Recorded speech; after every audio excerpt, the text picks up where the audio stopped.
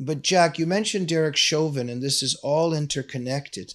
So it might seem that I'm jumping around or we're jumping around, but we're not jumping around at all because it's one big puzzle, but we just put the pieces and it all starts tying together. So we've obviously got the powers that be that are up to something. Then somehow the media, just like Roger Stone, for some reason they need all these helicopters and SWAT, and somehow CNN is there during the raid, right?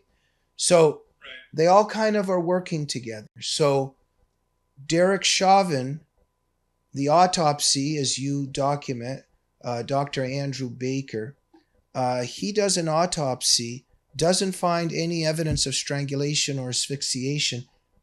Then he gets a phone call.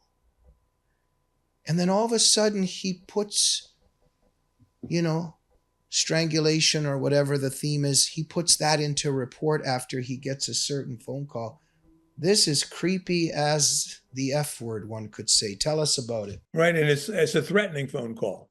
It was the guy who called him just happened to be the medical examiner for the District of Columbia on January 6th, Dr. Roger Mitchell. And Mitchell calls Baker. And Mitchell was deputy mayor of Washington. He was very influential. And this comes up in, up curiously, James, you probably know, Mitchell was the one who first brought this attention to light because he bragged to the state prosecutors how he had called Andrew Baker, the Minneapolis guy, and said, listen, unless you modify that report and add neck compression, I'm going to ruin you. I'm going to run an op-ed in the New York Times, and you're going to regret ever having been the odd man out here. And it is Mitchell who's at the controls on January 6th when they start suppressing the autopsy reports, not only of Brian Sicknick for 100 days, but also Roseanne Boylan. And that delay allowed the Democrats to get their narrative. Just as a little aside, Jamie, and it sort of speaks to the side of the fence that we walk on, the outside the Overton window side.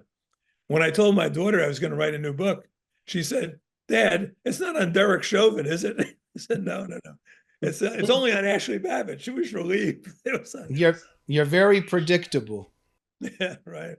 The dissident, A hard sell. the dissidents in totalitarian societies, you always know what they're going to start talking about.